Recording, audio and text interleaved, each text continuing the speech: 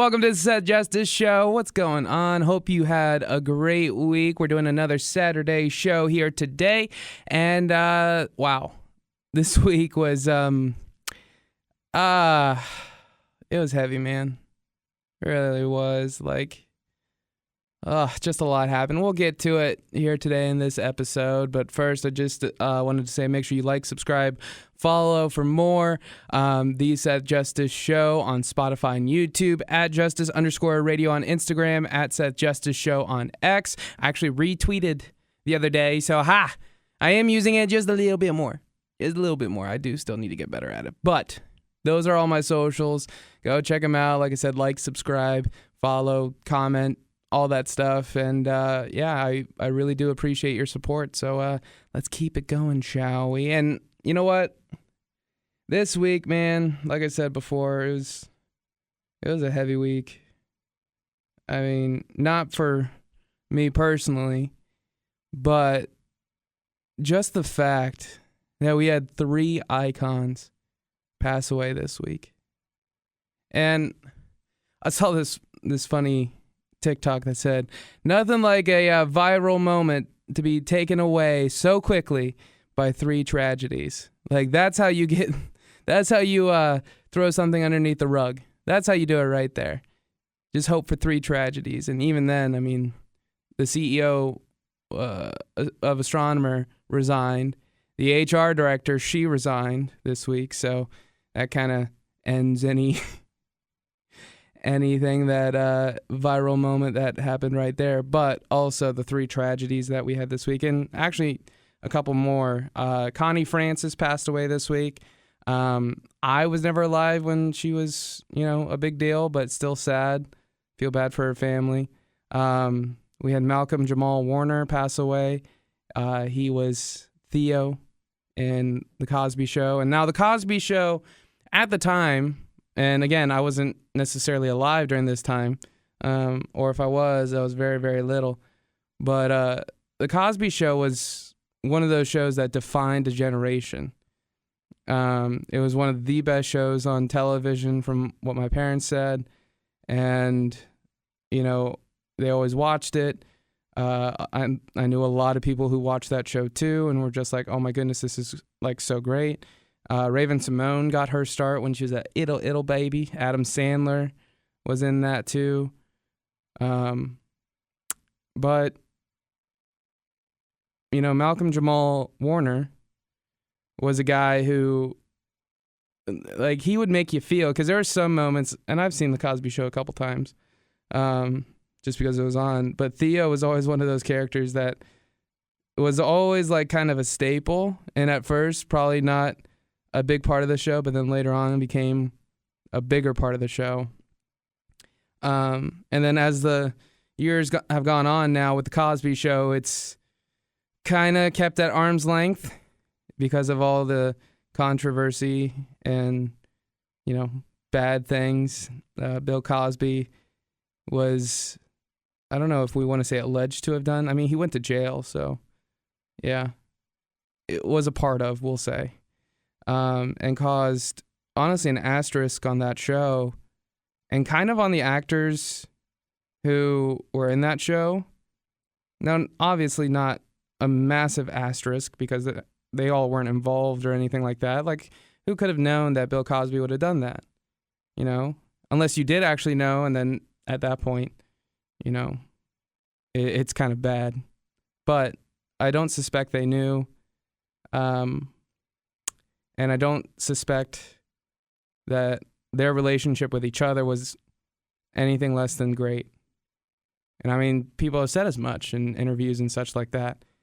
And Malcolm passing away in such circumstances of an accidental drowning when there was no lifeguards around. Now, I guess you can give them some benefit of the doubt in saying that it says in Costa Rica, where he sadly and tragically passed away, that, it was a dangerous area. Still, gotta have at least somebody out there, or else something like this happens. And from every single thing that I've seen online about Malcolm, just a tremendous human being.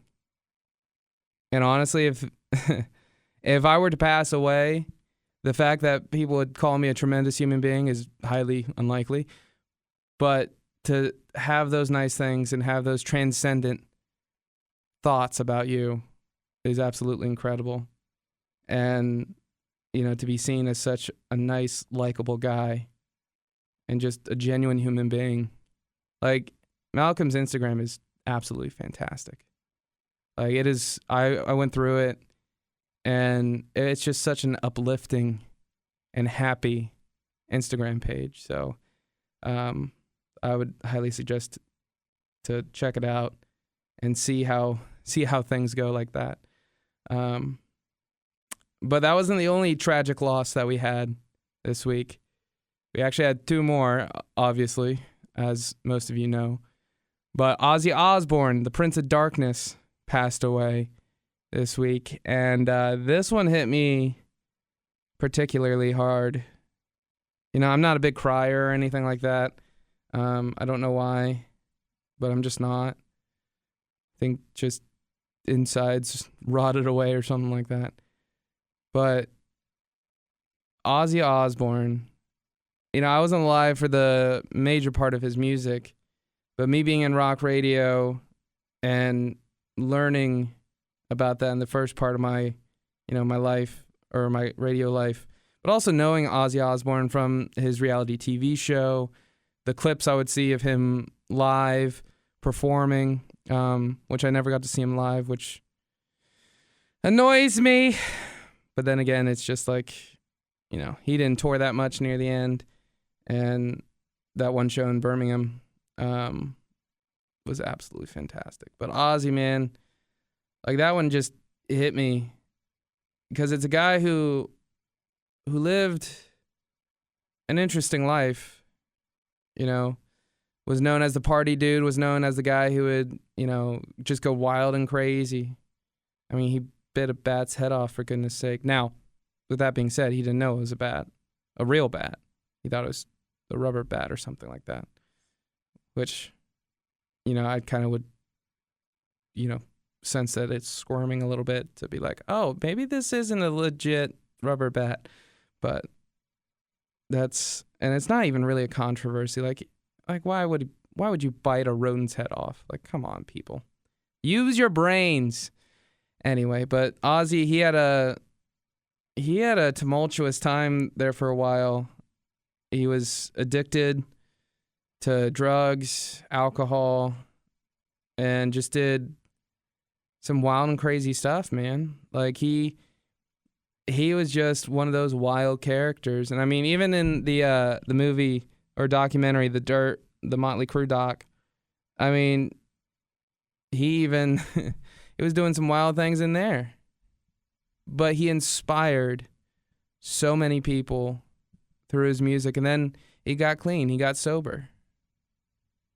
And he made a decision to make a better life for himself and make up for some of his past mistakes. And, be the person that he wanted to be. And I admire the hell out of that. I really do. Like, just the fact that somebody forces themselves almost to quit drinking, to quit all the noise of life, and to just continue to move forward, that is an inspiring human being. Now, you may not like his decisions. You may think, oh, well, the drugs caused him to do this, that, and the third, and the drugs, probably a reason. It's like, okay, sure. But that's not the entirety of who he was. Ozzy Osbourne was a musician. He was an artist. He was in front of people. Like, he made people happy. He made people feel good. And he made people realize that, they weren't alone. And that is the biggest thing that Ozzy did. I mean, look at that his last show in Birmingham and how he got all these people together because it was his last show. And, people were just like, oh, I got to go see Ozzy. I got to. And all that money that they raised, over $200 million, to help out, the charities. I believe it's Parkinson's charity. But to do that and see how their faces lit up any time an Ozzy Osbourne song came on, that is the beauty of what Ozzy did. That is the beauty of who Ozzy was. And yeah, he's a character. And not like a forced character, like a facade or anything like that. The dude was legit wild. He was legit funny. And, he acted who he was. And that, again, that's the thing that I always admire about somebody's, them being their authentic selves.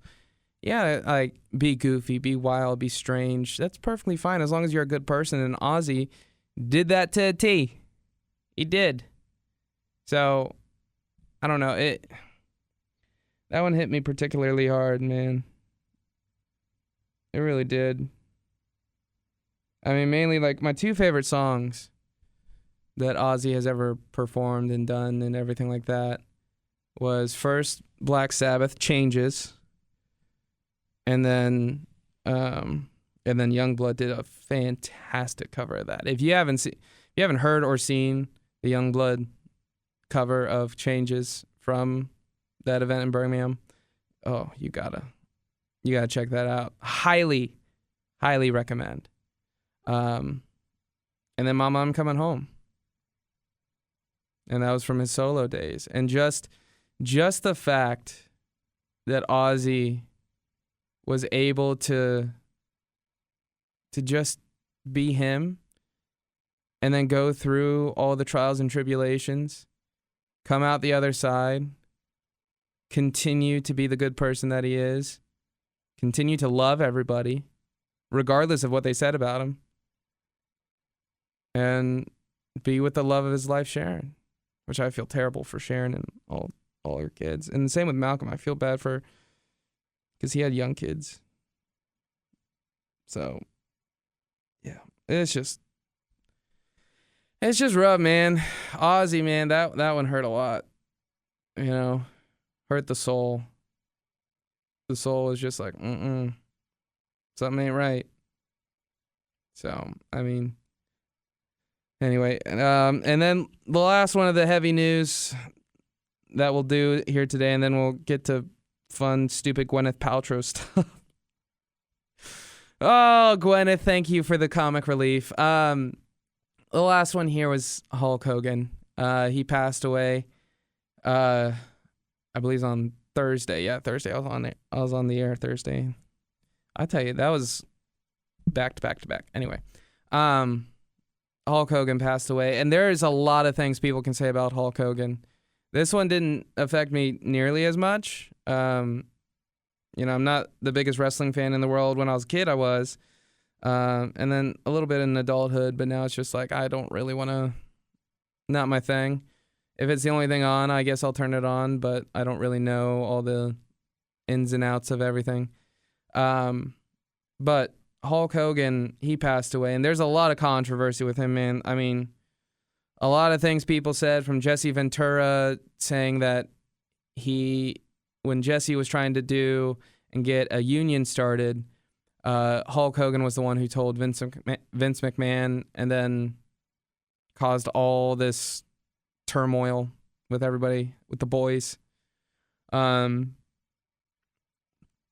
there's just all the scandals that Hulk Hogan backed Vince McMahon on, which, by the way, if you have a friend like Hulk Hogan who was a friend to Vince McMahon and Ric Flair, I mean, you got to keep that friend. He was there for them and defended them fully, even if it was perjury or alleged perjury. Who knows?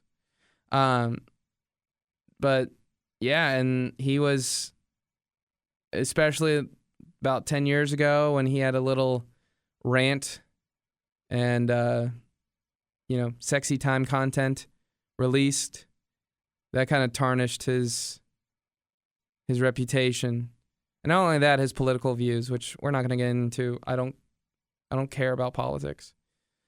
But I say all this to make a more poignant point. Even with all that, you gotta see that Hulk Hogan was the guy who made professional wrestling, the entertainment world, kind of what it is. Because I definitely think that a lot of people take a professional wrestling route to their entertainment. I think a lot of times people want to put on the facade and put on the mask and just be like, you know what, I am going to go and I'm going to be the person I want to be, even if it's not me. And I think professional wrestling helps out with that. And I don't think it's wrong to do that. I think people can see that it's not truly your authentic self and be like, I don't know about that. There's something about that person that I'm just like, no. But I think at the end of the day, Hulk Hogan was a guy who brought the glitz and the glam to professional wrestling and allowed people to go from that field into acting, into other, avenues, because he was one of the first ones that did it. And he was the biggest at it. I mean, Rocky, when he was Thunder Lips taking on Sylvester Stallone and, Rocky, that was huge. That was a massive, massive part of his career, and just kind of blew up afterwards. And through the wrestling and everything like that, 70s, 80s, 90s, 2000s, he was just that guy. And then over the past, 10 years or so, he's had to kind of like build back that credibility, but now he can't. And you can say a lot of things about Hulk Hogan. He loved his family. I mean, if he didn't, he wouldn't be there for his son, Nick, who has more DUIs than probably half the state of New York right now. His daughter, Brooke. And I mean, yes, there's turmoil in the family. Yes, there's bad decisions and everything like that. But he was there for Ric Flair, too. When there's a story that's come out that said that Ric Flair, when he was on his deathbed and they didn't think he was going to live, Hulk Hogan was there. When Ric Flair's son was going to rehab and Rick didn't have the money, who paid for it? Hulk Hogan. Didn't ask for anything in return. So, just like with everybody, there's some good parts and bad parts of people. There's disgusting things that we don't know if we can ever forgive. And then there's the sweet moments that we don't see. And we get, we get covered up, or that get covered up by all the stuff in between that we don't necessarily see, or we don't agree with, or we don't think they deserve the flowers that they get. Regardless of that, Hulk Hogan was a massive figure. And no matter what, when somebody passes away, and even like when they're older and everything like that, or just anybody, to treat somebody, we need to treat them with respect and love. Well, maybe not respect, but with love. Respect has to be earned and everything like that. And if you're a good person to me, I'm going to be a good person to you. But if, celebrities it's tough for celebrities, I would say, because a lot of people only see the negative of their lives, but we don't know enough. So I wish in this world that we would take a step back and just be like, maybe we need to give that guy the benefit of the doubt, because we don't know what's going on. We don't know context and everything like that. And sure, with Hulk Hogan, it's tough to say that, especially with the 10 years ago video and him going on a crazy rant. But we don't know what he did to move himself forward from that. We don't know what he's like every day with anybody, So all I can say is we can say we may not like something, but we can still think, hey, we're not going to bash this dude. He tried. He tried to live a life and create a life for his family, so that's something. And again, the dude was the biggest star. Like, if you're going to have Mount Rushmore of professional wrestling, Hulk Hogan's right there. So, all right, that's enough of the sad stuff. So we're going to get to Gwyneth Paltrow in a minute, but there's a celebrity couple that perplexes me, and I don't even know if they're a celebrity couple. This might just be a whole like song and dance kind of deal. This might just be this weirdness of the world. I don't know, but Liam Neeson, he was on the red carpet for his new movie Naked Gun, and he apparently professes love to Pamela Anderson, who was very reciprocating of it. Now, I don't know if they're actually dating. I don't know if they're a thing. I don't know this. I don't know that. I have no idea. But from the outside looking in, I'm going to say love is love. Fantastic for those two. We love love. We do. We love it. But that was not on my celebrity relationship bingo card. That is not something, like, in my head, looking at a couple, those two together, I can't really see. And it's not a bad thing, because honestly, right now, I can't even see myself with anybody.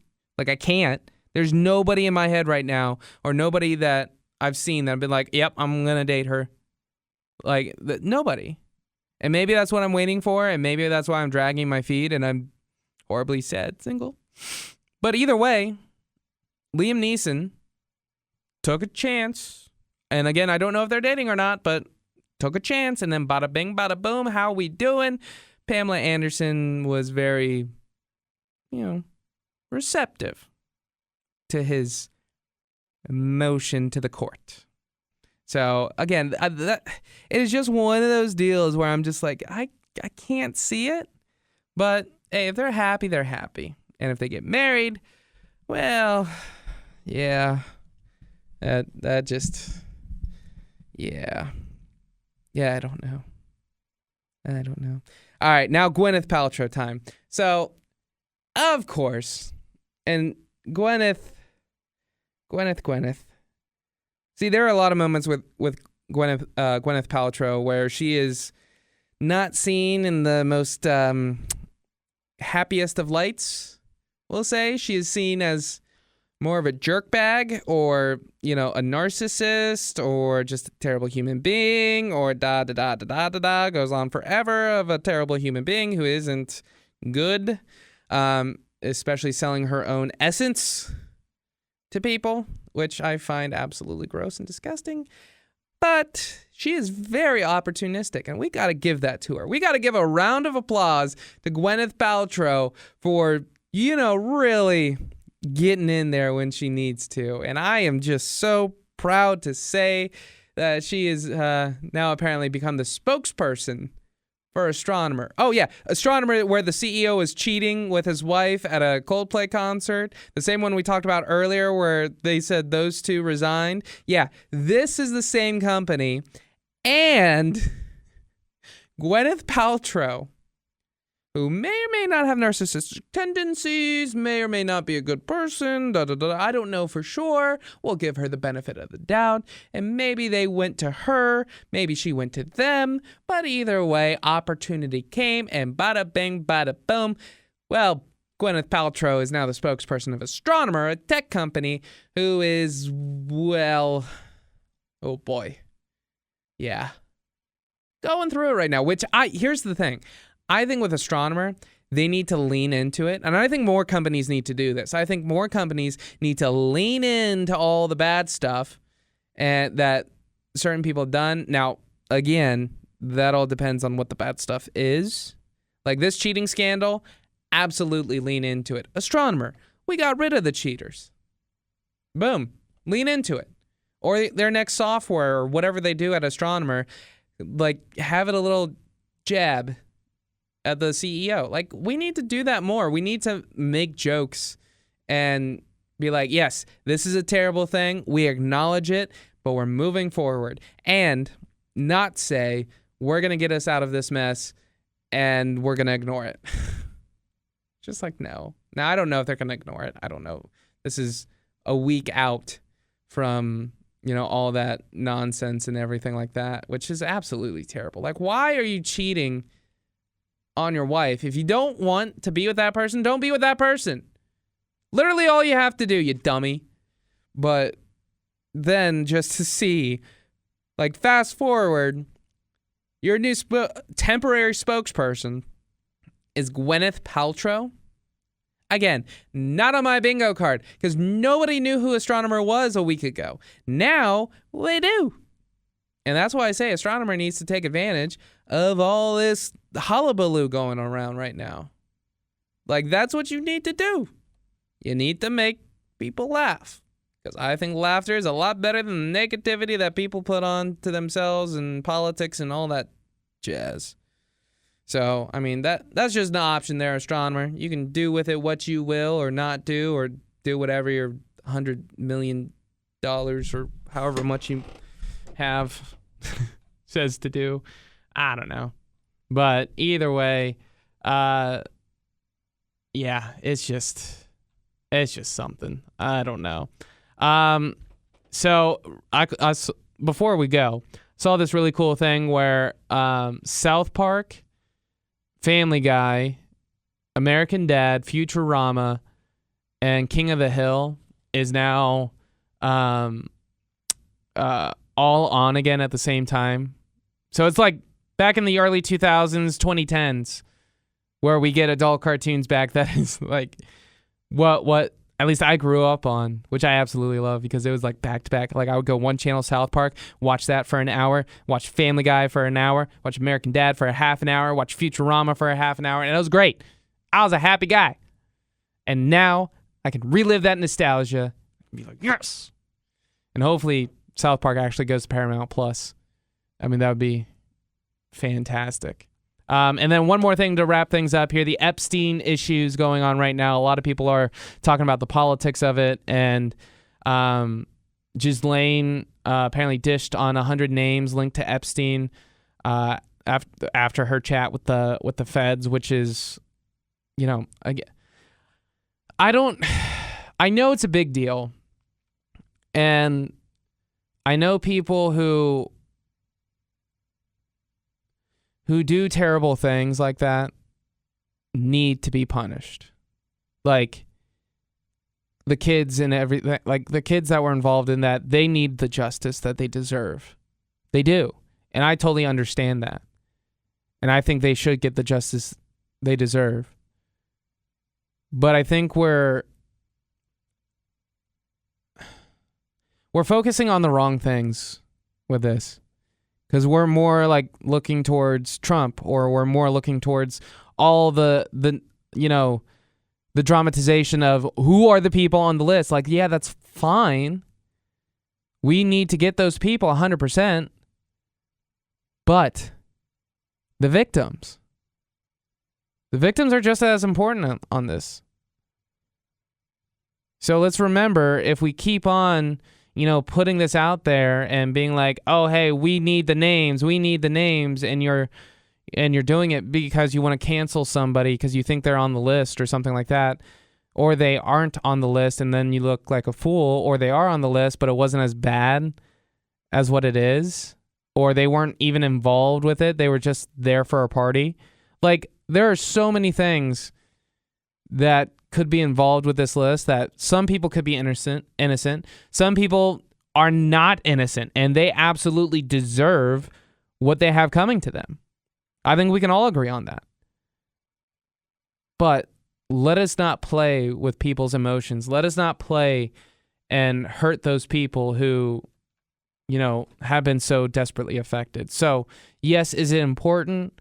100%. Should we treat it like a drama-filled thing that it's like treated like reality TV? No, I don't think so. Because we need to remember the victims, And we also need to remember, even however unlikely it may be, there might be some innocent people in those Epstein files. Might be. I don't know for sure. And I'm an idiot. So I may be totally wrong here. Maybe all of those people are guilty of doing something nefarious. So again, we just need to not be so gung-ho on this and just, hey, let's get the names. Let's figure out who did something wrong. Let's move on and get justice for those kids who were trafficked over there. Like that's the most important thing, period. So, okay. Ending kind of on a very tragic and sad note. I apologize for that. Usually that's not my cup of tea, but we'll get back to the, happy next week.